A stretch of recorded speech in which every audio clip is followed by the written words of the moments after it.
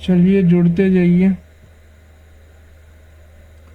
सब लोग जुड़ जाइए, सेशन को एक बार शेयर कर दीजिए, है ना। सबसे पहले तो आप लोगों से सॉरी कि लास्ट टाइम में आप लोगों का साथ नहीं दे पा रहे हैं। 3 दिन पहले से ही सोर्स हो रहा था, मुंह में छाला जिसको बोलते हो, लेकिन हम उतना इग्नोर करते गए। लेकिन कल से इतना हो गया ना, पूरा माउथ में लगभग 3-4 जगह हो गया।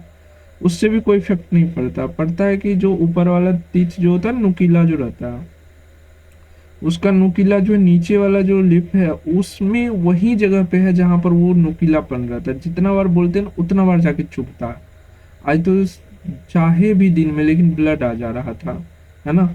और इतना भयानक दर्द हो रहा था ना, लग रहा था कि पिन चुभ हो रहा है कोई, इस वजह से। तो बिकोसुल वैसे इसमें खाया जाता है, लेकिन हमने इंजेक्शन लिया आप लोगों के कारण कि चलो किसी तरह तो कुछ तो थोड़ा सा राहत मिले पेन किलर टाइप से, ताकि थोड़ा सा भी अगर राहत मिले तो आप लोगों का 1 या 2 क्लास ले ले। तो आई होप सब कुछ रात में सही रहा तो कल सही रहेगा, है ना। और जैसे ही क्लास लेना स्टार्ट किए तो लाइट कट गई, इसलिए थोड़ा सा लेट हो गया। चलिए शुरू करते हैं, है ना। तो बायोलॉजी ही देखते हैं। लास्ट टाइम में आपका जो सब्जेक्ट है, जो अच्छा जो पार्ट मजबूत है वही देखिए, लेकिन प्रॉमिस करते हैं कल फिजिक्स केमिस्ट्री बायोलॉजी तीनों से क्वेश्चन करवाएंगे, सुबह में भी करवाएंगे, है ना। बिलीव रखिए।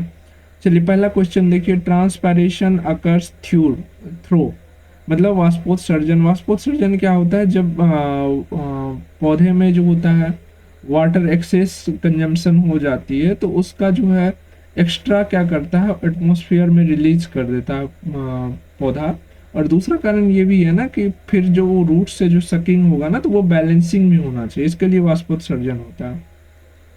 उसके लिए पौधे में पत्तियों में छोटे छोटे रंध्र होते हैं, छिद्र होते हैं, जिसको स्टोमेटा कहते हैं। इस स्टोमेटा को बंद करने और खोलने का काम जो होता है एक सेल करता है, जिसका नाम गार्ड सेल होता है। ठीक है, गार्ड सेल, जिसका काम क्या रहता है, स्टोमेटा को बंद करना और खोलना। कब बंद करना है, कब खोलना है, ठीक है, याद रखिएगा। स्टोमेटा के बारे में पूछा है एग्जाम में।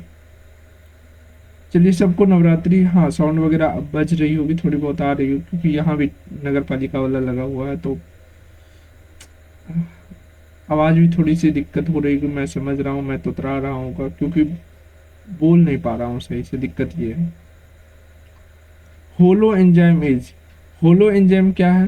होलो एंजाइम कभी कभी सुने हैं, होल्डी पार्ट, यानी कि सब कोई, है ना। तो जब सब कोई सारे एंजाइम्स मिल करके, जब एक एंजाइम्स जो, जैसे कि आप लोग सुने होंगे ब्रॉड स्पेक्ट्रम एंटीबायोटिक, क्या होता है ब्रॉड स्पेक्ट्रम एंटीबायोटिक? कई सारे जो पैथोजेंस होते हैं सब पर काम करता है वो। उसी प्रकार से होलो एंजाइम नाम दिया जाता है जो ग्रुप ऑफ एंजाइम होता है ना। और जिसका वेरियस काम होता है कॉम्प्लेक्स पार्टिकल को स्मॉलेस्ट पार्टिकल में, या जो प्रोडक्ट रहता है, जो मटेरियल रहता है, उसको प्रोडक्ट के रूप में चेंज करवाने का काम करता है ना। तो ये क्या हो जाएगा, कंप्लीट एंजाइम इसको बोल सकते हैं हम लोग। क्लियर, जिसको पूर्ण एंजाइम में हिंदी में कहेंगे। क्लियर है, आगे बढ़े। चलिए नेक्स्ट क्वेश्चन देखिए। नेक्स्ट क्वेश्चन है, which of the following is are not present in prokaryote? Prokaryote cell में, अच्छा which are present in prokaryote, prokaryote में कौन सा प्रेजेंट रहता है? तो आपको हमने कल ही बताया था, यूकैरियोट और प्रोकैरियोट दो टाइप का सेल होता है। यूकैरियोट सेल में जो है वेल डेवलप्ड न्यूक्लियस रहते हैं, सारे ऑर्गेनेल रहते हैं। लेकिन प्रोकैरियोट सेल में सेल वॉल रहते हैं, लेकिन न्यूक्लियस जो है सही से अपीयर्स नहीं रहते। दैट मीन्स कि डबल मेम्ब्रेन जितने भी ऑर्गेनेल्स रहते हैं, लाइक न्यूक्लियस, लाइक माइटोकॉन्ड्रिया, ये सब प्रेजेंट, लाइक सेंट्रोसोम, ये सब प्रेजेंट नहीं रहते हैं, ठीक है। तो अगर ये नहीं प्रेजेंट रहते तो रहते कौन है? सेल वाल तो आपको दिख रही है हर हाल में, है ना। और कोई भी सेल को जिंदा होने के लिए राइबोसोम वहां पर होना चाहिए, है ना। ये दोनों चीज आपके प्रेजेंट रहेंगे, तो राइट आंसर क्या हो जाएगा? डी हो जाएगा। सब लोग आंसर करते चलिए, है ना। चलिए अब क्योंकि अब नाम लेंगे ना तो ज़्यादा समय लगा, और इस टाइम में आपको चाहिए कि जितना कम टाइम में क्वेश्चन प्रैक्टिस कर ले निकल जाए, है ना। तो चलिए वही करते हैं, आगे बढ़े। अगला क्वेश्चन देखिए। अगला क्वेश्चन है, which one of the following form the spindle apparatus during cell division? Spindle apparatus इस तरह से होता है, जब इक्वेटर पर हमारा क्रोमोसोम आ जाता है, आप लोग बताना किस फेज में इक्वेटर पर आता है क्रोमोसोम, है ना। इक्वेटर पर आ जाता है तो यहाँ से स्पिंडल फाइबर जुटता है और आधा आधा फाड़ करके दोनों तरफ ले आता है, जिससे कि हमारा नया सेल में जो अमाउंट ऑफ डीएनए होता है वो सेम होता है, ठीक।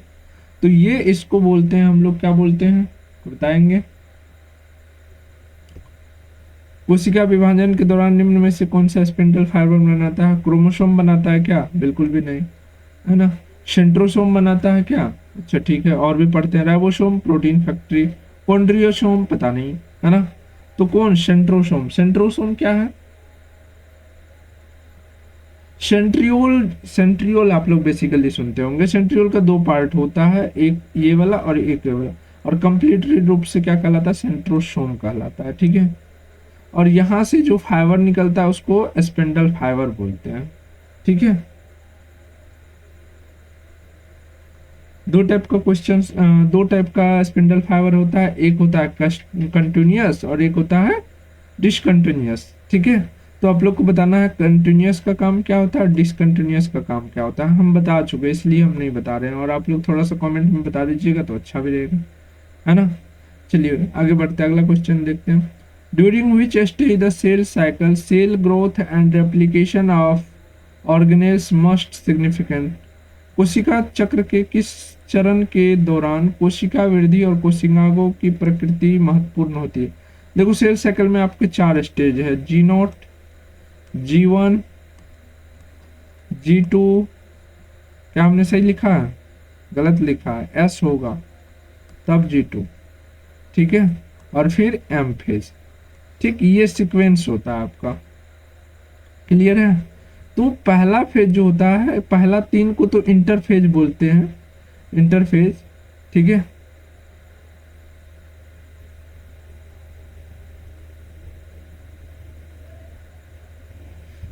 ठीक, इसको ग्रोथ फेज भी बोलते हैं। तो जीवन फेज में क्या होता है ना, कि जो भोज करने के लिए जो आप जो सामग्री पहले जो इकट्ठा करते हैं ना भोज करने के लिए, क्योंकि या फिर अपने घर में संख्या बढ़ाने के लिए, मतलब शादी करके अगर लाना चाहते हो, संख्या बढ़ रही है, तो उससे पहले क्या करते हो आप? घर बनवाते हो, रूम बनवाते हो, रूम में जो जो चीजें जरूरत होती है बहू के लिए वो चीजें करते हो, है ना। तो जो भी मटेरियल्स होती हैं वो सारी चीजें इकट्ठा की जाती है। तो राइट आंसर क्या हो जाएगा? बी हो जाएगा, क्लियर है।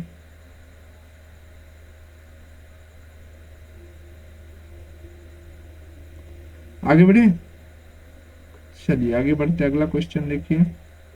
अगला क्वेश्चन है the prokaryote cell are represented bye.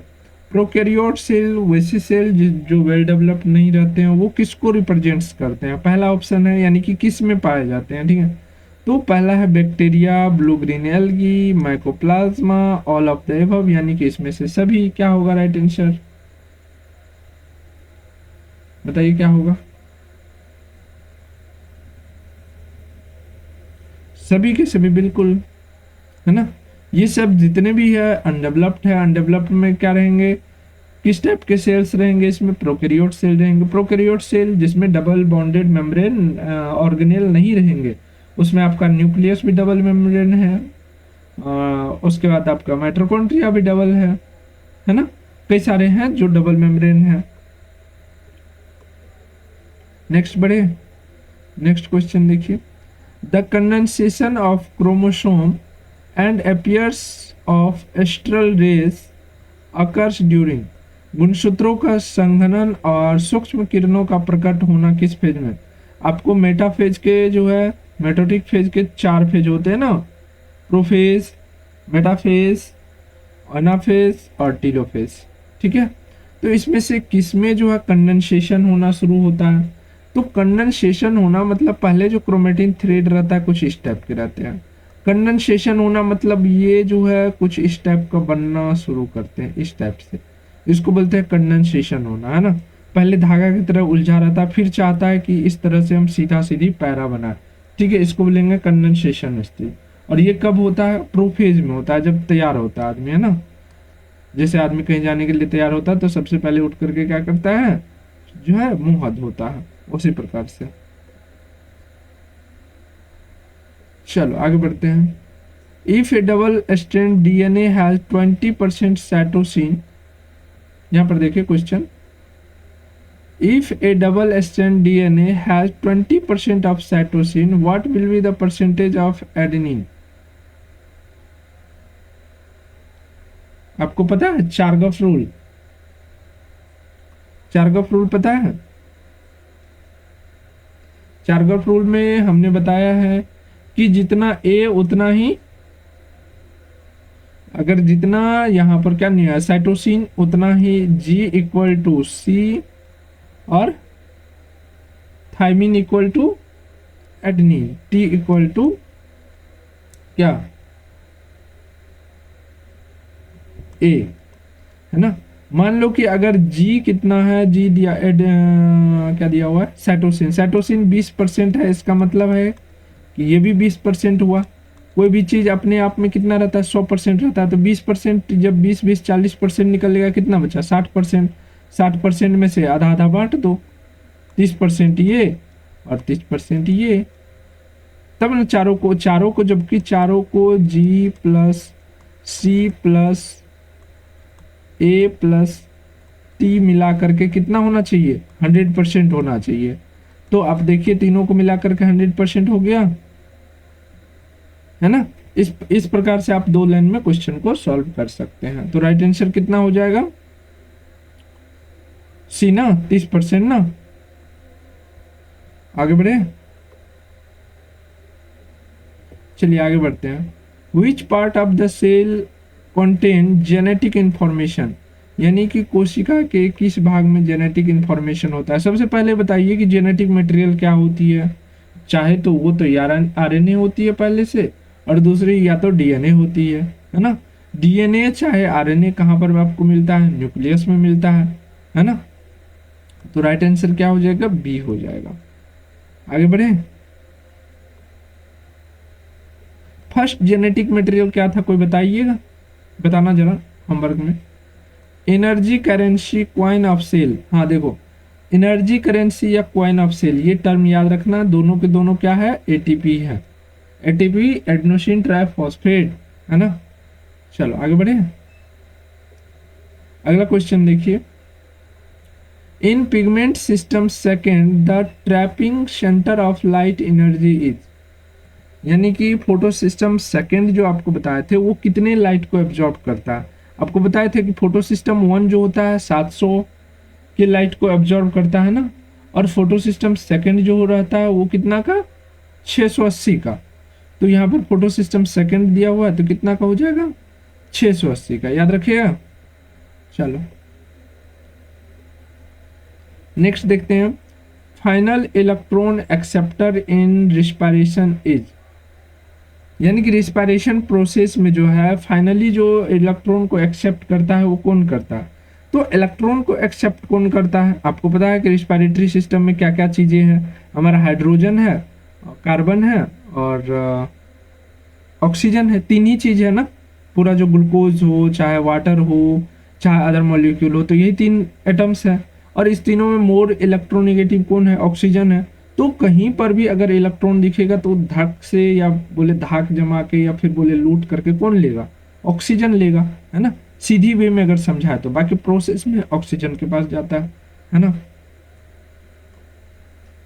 चलिए नेक्स्ट क्वेश्चन देखिए। नेक्स्ट क्वेश्चन है, the photo centre P700 is present in, P700 कहाँ प्रेजेंट होता है फोटो सिस्टम में, बताओ। अभी हमने बताया था ना फोटो सिस्टम 700 किस फोटो सिस्टम, फोटो सिस्टम 1 या फोटो सिस्टम 2 या दोनों।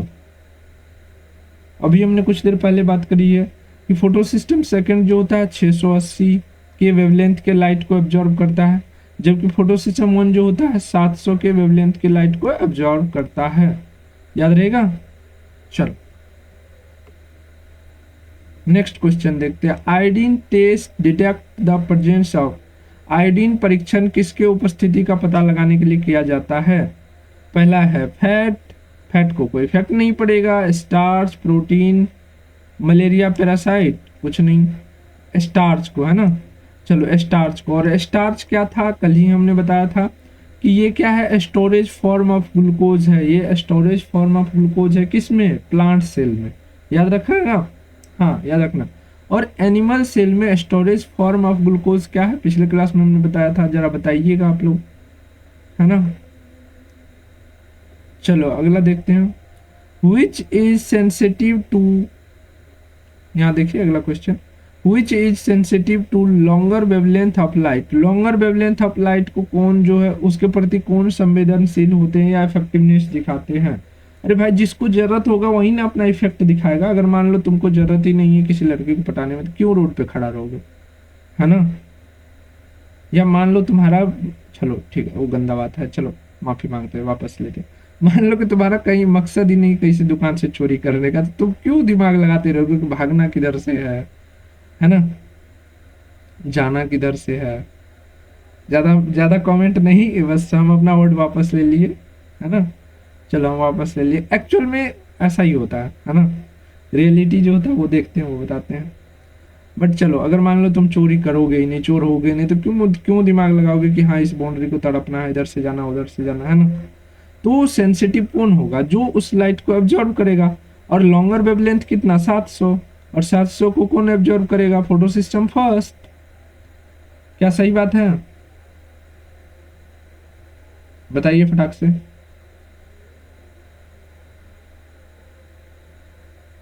बिल्कुल, आगे बढ़े। चलिए अगला क्वेश्चन देखिए, अगला क्वेश्चन है, in which of the following respiration take place in absorb oxygen absence of oxygen. निम्न में से किसका जो है रिस्पायरेशन जो है यानी कि ऑक्सीजन की अनुपस्थिति में श्वसन हो जाता है। ठीक है, जो ऑक्सीजन की अनुपस्थिति में रिस्पायरेशन करेगा उसको क्या बोलेंगे, कौन सा रिस्पायरेशन बोलेंगे, एरोबिक या एनारोबिक,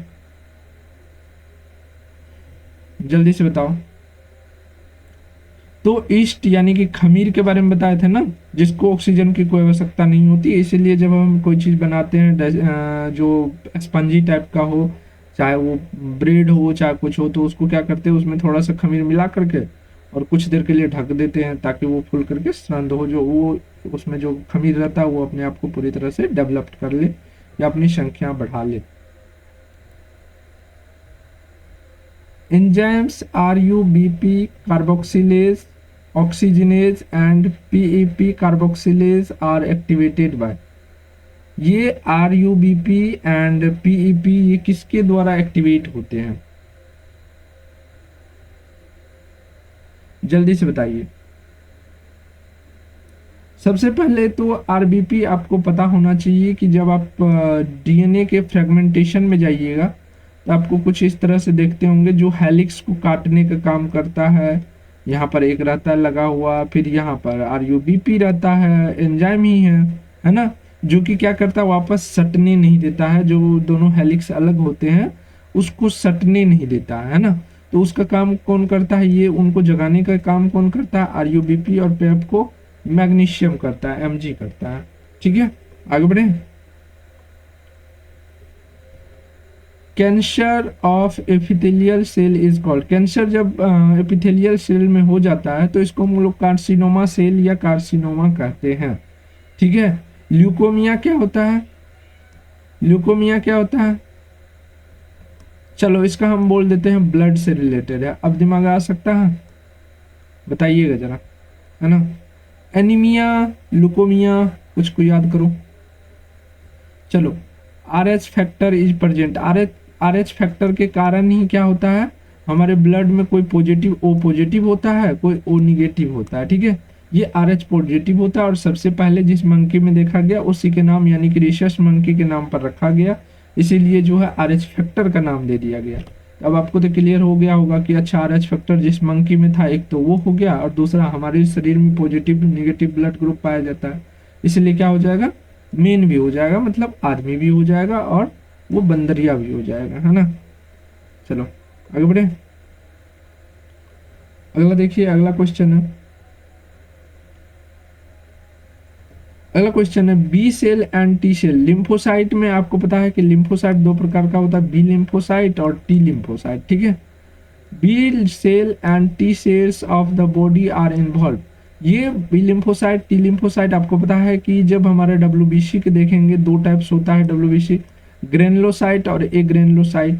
फिर यहाँ पर एक पार्ट जो होता है वो होता है न्यूट्रोफिल, बेसोफिल, एस्नोफिल, और दूसरा पार्ट में लिम्फोसाइट होता है। लिम्फोसाइट का दो पार्ट होता है, B lymphocyte and T lymphocyte. ये सब के सब डब्ल्यूबीसी के जितने भी है ना, वो सब के सब हमारे शरीर के इम्यून सिस्टम के पार्ट है।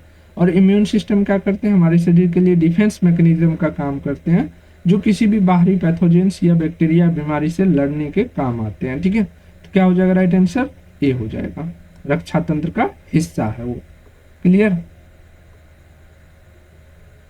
चलिए आगे बढ़ते हैं, अगला क्वेश्चन है, deficiency syndrome is communicable disease, non communicable disease, allergy, none of the above. देखो डिफिशियंसी सिंड्रोम जिसको होगा ना, सिर्फ उसी को होगा, ऐसा नहीं कि आप बगल में बैठिएगा तो आपको हो जाएगा।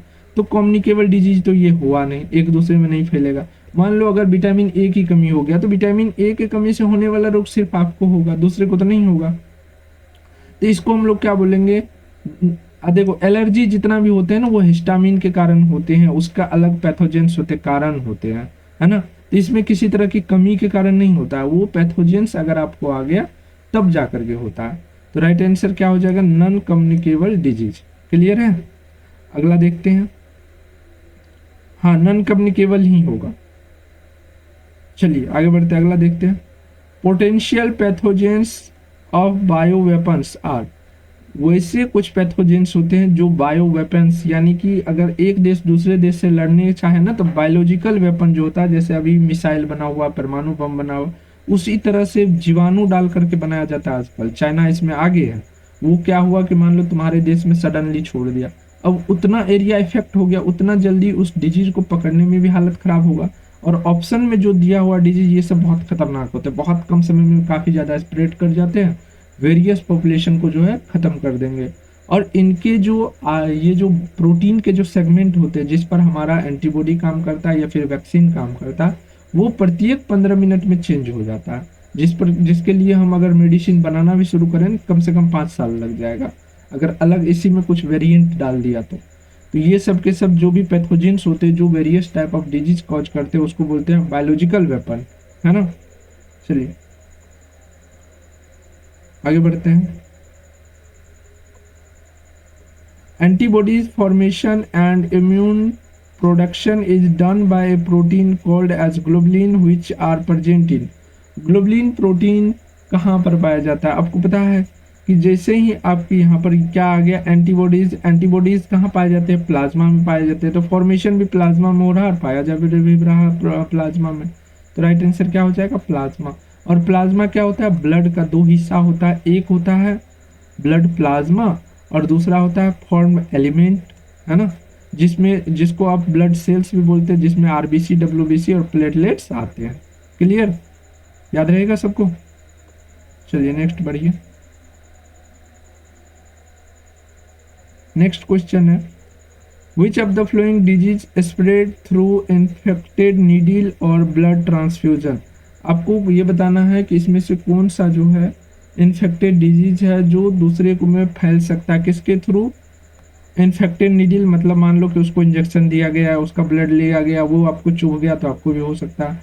ब्लड ट्रांसफ्यूजन, अगर उसका ब्लड आपको चढ़ा दिया गया तो इसमें से देखो और कोई उतना खतरनाक नहीं, ये सब ठीक हो जाएगा, कोई इशू नहीं है। लेकिन एड्स जो है, ये एक बार एंट्री हो गया तो इम्पॉसिबल है ना। चलिए नेक्स्ट और अंतिम क्वेश्चन देखते हैं। For a T cells to recognize an antigen, it must interact with। T cell जो है किसी सेल से जब मिलते हैं तो क्या होते हैं, मैक्रोफाज बन जाते हैं, और जिससे क्या होते हैं, इनगल्फ कर लेते हैं। जो भी बैक्टीरिया होते हैं या जो भी पैथोजेंस होते हैं, उनको क्या करते हैं, इनगल्फ कर लेते हैं, मतलब खा जाते हैं, न रहेगा न परेशान करेगा। अब चलिए आज देख लेते हैं आज के टेस्ट का टॉपर कौन था।